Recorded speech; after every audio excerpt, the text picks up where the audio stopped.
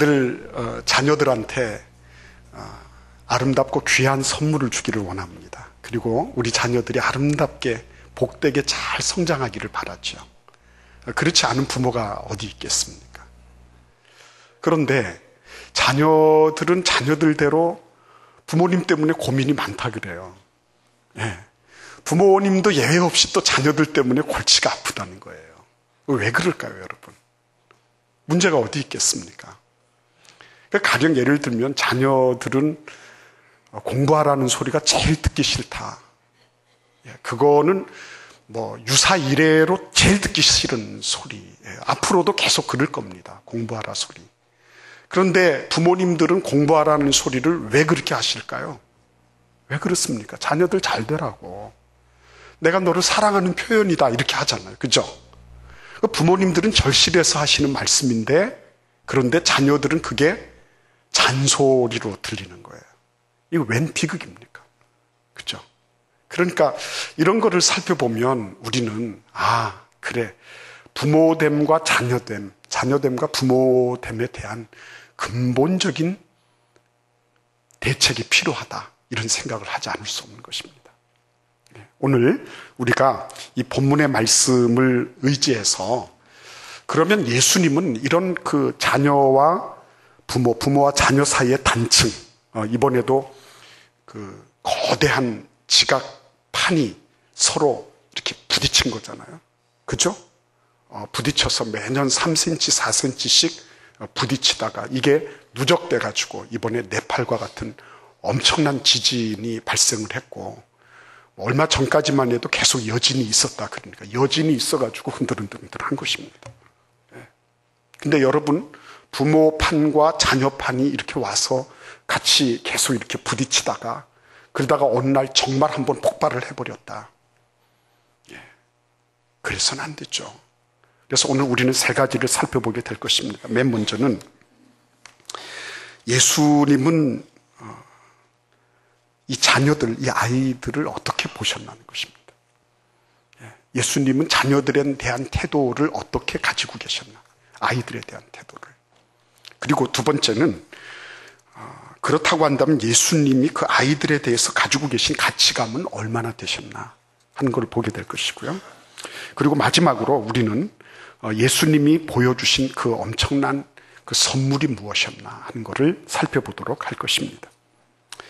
맨 먼저 우리가 좀 읽어봐야 될 부분은 13절 말씀입니다.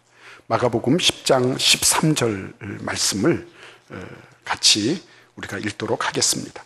사람들이 예수께서 만져주심을 바라고 어린 아이들을 데리고 오매 제자들이 꾸짖거늘 여러분 여기 보시면 그 부모들이 예수님께 아이들을 만져달라고, 다른 말로 말씀드리면 머리에 손을 얹고 안수해달라고 이렇게 자녀들을 데리고 왔습니다.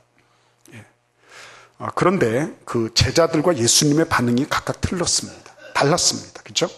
제자들은 그렇게 데리고 오는, 그 무작정으로 데리고 들어오는 그 부모들을 제지하기 바빴고, 그 제지하는 제자들의 모습을 보시면서 예수님은 화를 내셨습니다. 그렇게 하지 말라고. 왜 그랬을까요?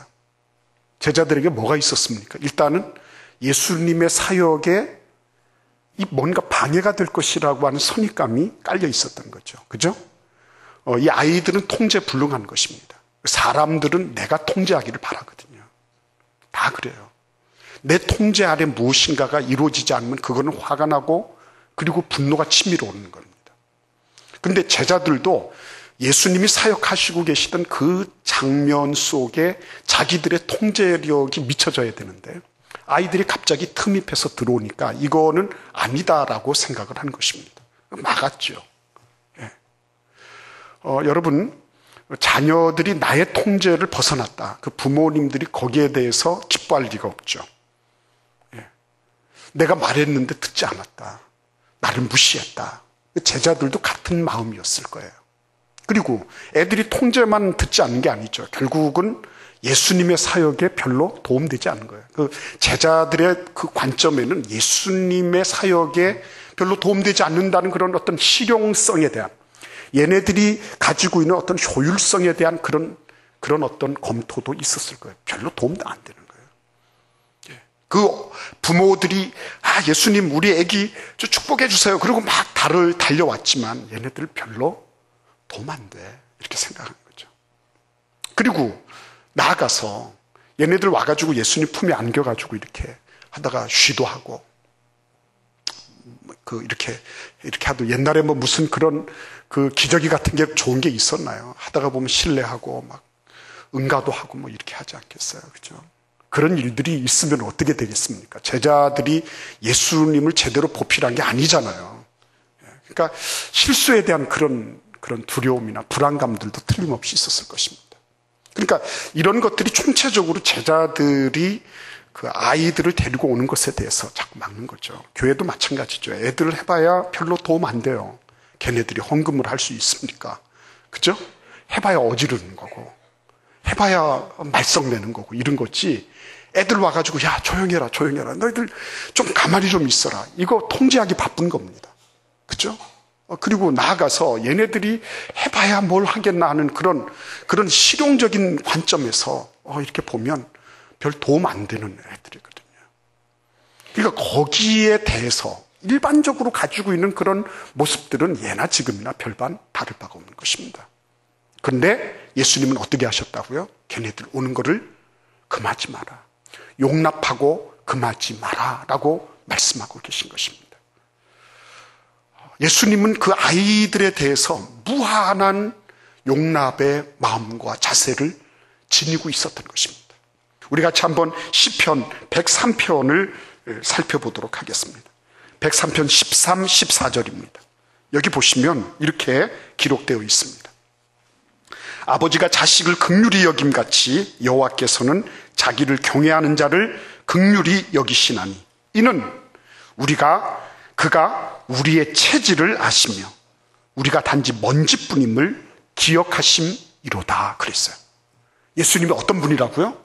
우리의 체질을 아는 거예요. 우리가 완벽한 존재가 아니라는 걸 아는 겁니다. 어른들은 완벽합니까? 우리가 완벽한 사람이라고 말할 수 있나요? 아니죠. 그 어린아이들은 오죽하겠습니까? 근데 하나님께서 인간이 완벽한 존재가 아니라는 것을 알고 계시다는 것입니다. 그렇다면 자녀들에 대해서, 아이들에 대해서 어떻게 해야 되는 것입니까? 답은 빤하게 나와 있는 거죠. 오늘 예수님의 말씀을 살펴보겠습니다. 15절 말씀 같이 읽겠습니다. 내가 진실로 너희에게 이르노니 누구든지 하나님의 나라를 어린아이와 같이 받들지 않는 자는 결단코 그곳에 들어가지 못하리라 하시고, 앞에 14절에서는 하나님의 나라가 이런 자의 것이니라 이렇게 말씀하셨어요. 너희들은 그냥 나한테 들어와서 무조건 용납만 받아라 라고 말씀하신 것이 아닙니다. 그 어린아이들의 속성을 아시고 인간의 그 연약함을 아신 예수님께서는 그냥 연약함 그대로로 그냥 받아주신 정도가 아니고, 허용하신 정도가 아니고, 이제는 어떻게 하십니까? 그 가치를 극대화시키는 거예요. 이게 놀라운 축복입니다. 예수님 안에 있을 때요, 인간의 가치라고 하는 것이, 이 아이들이 언제 예수님을 뵌 적이 있겠습니까, 여러분? 언제 한번 일면식이 있었겠어요? 아버지, 엄마가 예수님이 오셨으니까 너희들 축복받아야 된다. 그래가지고 막 데리고 나온 거죠. 그런데도 불구하고 이 아이들이 비록 오줌을 싸든지 뭐를 하든지 관계없이 하나님의 나라가 이런 자의 것이다 라고 말씀하시는 거예요. 여러분, 얼마나 놀라운 일입니까? 너희들이 공부를 잘하든지 못하든지, 너희들이 머리가 좋든지 아니 좋든지, 너희들이 엄마 아빠의 생각과 뜻을 잘 반영하든지 못하든지 간에 관계없이 뭐예요? 너희들은 하나님의 나라를 소유하는 존재다 라고 말씀하시는 것입니다. 이 아이들의 가치를 확 높여서 어떻게 하시는 거예요? 절대 가치가 있도록 만들어 주신 거예요, 여러분. 상대적인 가치가 아니에요. 남들하고 비교해서 조금 낮구나, 너는 좀 더 이쁘구나, 너는 더 크구나, 너는 많구나, 이런 정도가 아니에요. 너는 하나님의 나라와 같은 절대적인 가치를 지닌 존재다. 이렇게 만들어 버리신 겁니다. 그렇죠? 얼마나 여러분 행복한 겁니까? 그 부모들의 입장에 한번 생각해 보세요. 너는 언챙이구나. 그러니까 너는 안 되겠다. 미안하다. 너는 보니까 너는 눈이 또렷또렷하고 이목구비가 확실하네. 너는 앞으로 미스 유니버스야. 너는 괜찮겠다. 여러분, 그렇게 해서 예수님이 사람을 보신 것이 아닌 것입니다. 너희들 있는 자체 그대로가 하나님의 나라가 영원한 것처럼, 하나님의 나라가 강성한 것처럼, 하나님의 나라적인 가치를 지닌 존재다. 절대적인 가치의 사람이다. 라고 말씀해 주시는 것입니다. 여러분, 이런 선물을 받는다고 한다면 아이들이 가만히 있을 것 같습니까? 또 몇 개 사주고, 뭐 무슨 와치요? 요게 와치요? 요게 와치? 요상스러운 와치다 그거. 그죠? 그런 거 좀 사주고 이런다고 해서 애들이 야, 우리 엄마 최고다, 최고야. 그래요. 사줄 때는 최고예요, 여러분. 그러나 아이들에게는 영적으로, 지적으로, 그리고 정서적으로 그들의 마음과 심령에 꼭 필요한 것들이 충족돼야 되는 것입니다. 그런데 그들에게 진짜 충족돼야 되는 건 뭐예요? 내 가치가 절대적인 가치를 지닌 존재구나. 나를 어떤 외부적인 환경과 평가와 판단이 하나님께서 나를 불러주신 그것에 의해서 절대로 훼손될 수 없는 그런 존재구나. 견고한 자기 존중감을 가지고 있는 아이들.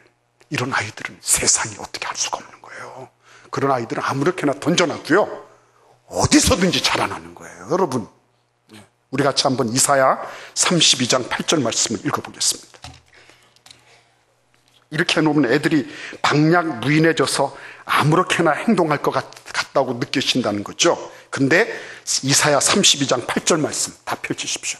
같이 읽어보겠습니다.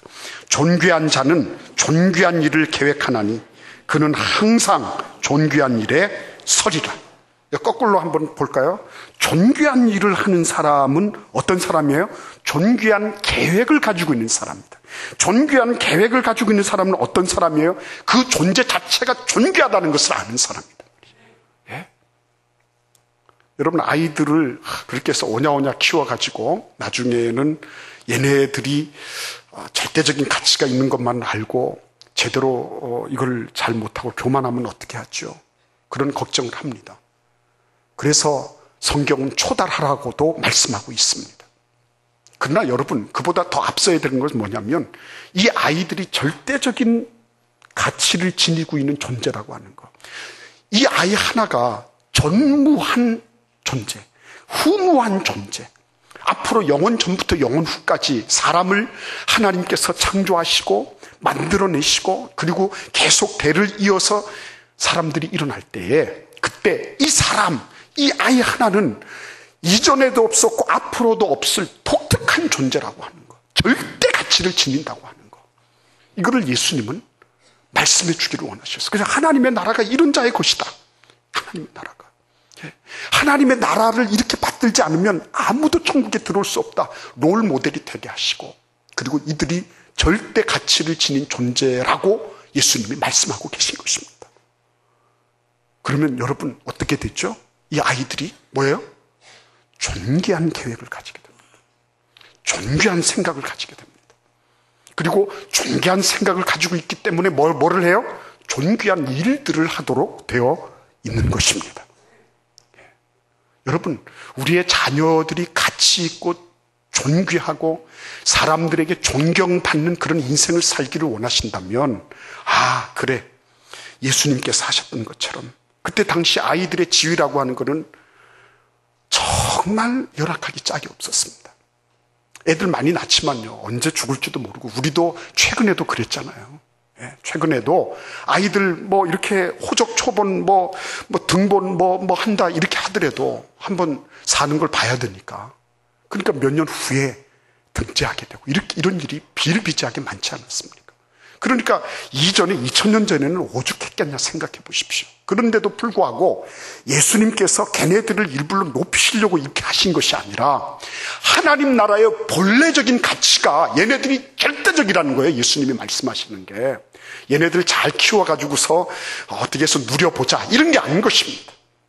걔네들이 이 어린아이 하나하나가 하나님 나라에서는 그 나라를 소유할 만한 자격과 가치가 있는 절대 존재다라고 말씀하시고 있는 거예요. 그렇다면 우리 집에서는 어떻게 해야 되는 것입니까? 우리 같이 한번 마가복음 9장 37절을 읽어보겠습니다. 누구든지 내 이름으로 이런 어린아이 하나를 영접하면 곧 나를 영접함이요. 누구든지 나를 영접하면 나를 영접함이 아니요 나를 보내신 이를 영접함이니라. 아멘. 여러분 지금 뭐라고 말씀하고 계신 거죠? 이 어린아이 하나를 영접하는 것은 나를 영접하는 것이다. 그리고 나를 영접하는 것은 곧 하나님을 영접하는 것이다. 그죠?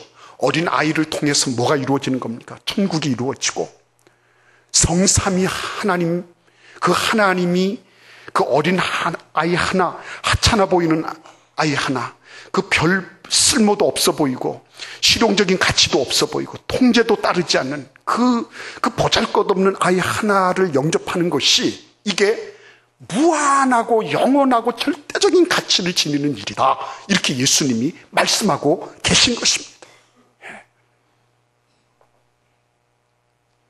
여러분, 우리 자녀들을 그러한 관점으로 받는다고 하는 것은요, 그거는 아이들 버릇을 고치기 이전에, 얘네들 버릇을 걱정하기 이전에 부모님들이 먼저 그렇습니다. 하나님, 얘네들이 하나님의 나라를 소유하고 하나님의 나라를 물려받고 그리고 하나님 나라의 그 영원한 가치, 절대적인 가치를 지니고 있는 그런 금지옥엽 가운데서도 상금지옥엽이라고 하는 것을 내가 그동안에 모르고 있었습니다. 주님, 나를 긍휼히 여겨 주세요. 회개해야 될 것입니다. 그래서 우리가 지금까지 두 가지를 살펴봤어요. 하나는 예수님은 인간의 그 본질적인 허약함과 연약함을 알고 계셨다. 그 통제하고 뭘 잡고 뭐 이렇게 해서 두부 못 자르듯이 이렇게 하는 거를 원하신 것이 아니라 무조건적인 용납을 원하셨다. 두 번째는 예수님은 얘네들이 절대 가치를 지니고 있는 존재라는 것을 일깨워 주시기를 원하셨다는 것입니다. 자, 우리 마지막으로 이 말씀을 읽겠습니다. 16절입니다. 같이 읽겠습니다. 그 어린 아이들을 안고 그들 위에 안수하시고 축복하시니라. 아멘. 네. 이 장면은 공간복음에 다 나타나는 장면입니다. 마태복음도 있고 마가복음, 누가복음도 다 있습니다. 그런데 제가 이렇게 찾아보니까 이 어린 아이들을 예수님이 안고 그들 위에 안수하시고 그들을 축복하셨다라고 조목조목 밝히고 있는 것은 마가복음 한 책밖에 없었습니다. 근데 이게 왜 제가 지금 말씀드리고 있는 이유가 될까요? 마가복음은 여러분도 아시다시피 모든 공간 복음서 가운데 다 마찬가지. 복음서, 사복음서 가운데 가장 짧은 복음서입니다. 그리고 다른 어떤 군더더기가 없는 그런 책이에요. 모든 거는 다 간략간략하게 딱딱딱딱 끊어서 16장 안에 모든 예수님의 행장을 다 기록했어요. 그런데 예수님이 어린 아이들을 안으시고 그들 머리 위에 안수하시고 그리고 그들을 축복하셨다라고 하는 것은 이 장면밖에 없는 것입니다. 왜 그럴까요? 예수님이 무한정으로 무제한 용납하셨다. 무조건 용납하셨다. 그리고 용납하신 그들을 가장 절대적인 가치로 그들의 위상을 인정해 주셨다. 그리고 그것이 하나님의 본래적인 뜻이다라고 말씀하고 있는 것입니다. 그렇다면 이 마지막 16절에 나오는 이것은 무엇을 의미하겠습니까? 왜 그들이 그렇게 가치가 있는 거죠? 왜 가치가 있습니까? 그들이 하나님의 복을 받아 누리는, 하나님으로부터 오는 복을 받는 사람들이기 때문이라는 거죠. 우리 같이 한번 누가복음 7장을 읽어보겠습니다. 누가복음 7장에 세례요한 얘기가 나옵니다. 근데 예수님은 세례요한을 가장 극찬하셨어요. 28절입니다. 누가복음 7장 28절 같이 읽어보겠습니다. 내가 너희에게 말하노니 여자가 낳은 자 중에 요한보다 큰 자가 없도다. 그러나 하나님의 나라에서는 극히 작은 자라도 그보다 크니라 하시니라. 네, 여러분, 여자가 낳은 자 중에 세례 요한은 가장 위대한 존재였습니다. 여러분 생각해 보십시오. 요단강 계곡 어디 유대 광야 어디에서 세례를 몇 명 줬는데 얼마나 탁월한 존재였냐면요, 예루살렘으로부터 시작해서 유대 전역과 그리고 저 요단강 동편 지역에까지 사람들이 인산인해를 이루어서 줄 서서 세례를 받으려고 한 것입니다. 얼마나 그 메시지가 혹진했으면, 얼마나 진실됐으면, 얼마나 적실했냐. 그렇죠? 세례 요한은 위대한 인물이었습니다. 그리고 예수님도 그 행렬 가운데 끼셔서 세례 받으셔야 했어요. 그 정도로 탁월한 인물이었습니다. 근데 예수님이 말씀하시는 거죠. 여자가 낳은 자 중에 가장 위대하지만 천국에서는 가장 작은 자라도 그보다는 크다 그랬어요. 왜 그렇습니까, 여러분? 인간적으로 볼 때 탁월한 사람들 많이 있거든요. 그러나 천국에는 자기의 탁월함으로 들어가는 게 아니에요. 그렇죠? 천국에는 그렇지 않습니다. 돈 많은 사람, 머리 좋은 사람, 뭐 이렇게 하나를 보면 10개, 100개를 다 꿰는 사람, 이런 사람, 저런 사람 다 있지만, 그러나 자신의 탁월함으로 천국에 들어갈 수 있는 것은 아니라는 것이죠. 천국은 인간적인 우월성으로 들어가는 것이 아니라 하나님으로 말미암아 하나님으로만 가능하기 때문에, 그래서 그곳에 들어가는 사람들은 인간적으로는 세례 요한 1000만 명을 모아놔도 불가능한 그 일을 예수 그리스도께서는 하나님으로 오셔서 우리의 죄를 위하여 십자가에 달려 죽으시고 부활하셔서 지금도 그의 능력의 말씀으로 만유를 주재하고 계시는 그 예수님으로 말미암아는 이것이 가능하다고 말씀하고 있는 것입니다. 그래서 여러분, 이 사람이 탁월한 이유가 어디에 있습니까? 이들을 예수님께서 슬로우 비디오를 보여주시는 것처럼 이렇게 하시는 이유가 어디 있어요? 너희들은 하늘과 연결된 존재라는 거예요. 야곱이 paddan 아람으로 가면서 외삼촌 집으로 망명해 나갈 때 그때 하늘과 연결된 사닥다리를 보고 용기 100배에서 자기 노잣돈으로 가지고 가던 기름병도 깨뜨리고 내가 이곳으로 다시 오게 될 때 나는 하나님께 11조도 드리고 나는 하나님의 것이라고 나는 분명하게 나는 고백하며 살겠습니다. 이렇게 딱 담대하게 나갔거든요. 근데 그 부분을 지금 말하고 있는 거예요. 그 부분이었어요. 너희가 지금 이 아이들이 절대 가치를 지니는 이유는 얘네들이 뭐 절대 가치를 지녔다고 해서 IQ가 갑자기 뭐 수직 상승을 하고 얘네들이 못하던 외국어를 줄줄 하게 되고 이런 것이 아니라 하나님과의 관계성 속에서 이들은 그렇게 결정된 존재라고 하는 것입니다. 하나님과의 관계성 속에서. 그렇죠? 그래서 칼릴 지브란이라고 하는 사람이 예언자에서 이렇게 얘기를 해요. 뭐라 그러냐면 그대들은 그대들의 아이라고 해서 그대들의 아이가 아니라고 하는 것을 알아야 된다. 그 아이들은 그대들을 거쳐왔을 뿐이고 그대들에게서 온 것은 아니다. 그러므로 비록 지금 그대들과 함께 있을지라도 아이들이란 그대들의 소유가 아니라는 것을 알아야 된다. 그렇게 얘기했습니다. 아이들이 우리 소유가 아니라는 것입니다. 너의 통제권 안에서 네가 주물러서 너의 뜻대로 하려고 하지 말라고 하는 것입니다. 그대들은 아이들과 같이 되려 애쓰되 아이들을 그대들과 같이 만들려 하지 마라. 여러분, 우리가 할 수 있는 거 별로 없어요. 우리가 아이들한테 선물 줄 수 있는 거는요, 받아주고 걔네들이 하나님 나라의 가치를 지니고 있는 절대적인 존재라고 하는 거예요. 절대 가치를 지니고 있는 존재라는 거예요. 그리고 하나님과 연결되는 것을 우리는 기도할 뿐이에요. 그리고 그 모델이 될 뿐이에요. 네. 최고의 선물인 줄 믿습니다. 이 어린이 주일날 이 최고의 선물, 최상의 선물을 나누는 그런 귀한 어른들이 되시고 부모님들이 되시기를 간절히 기원합니다.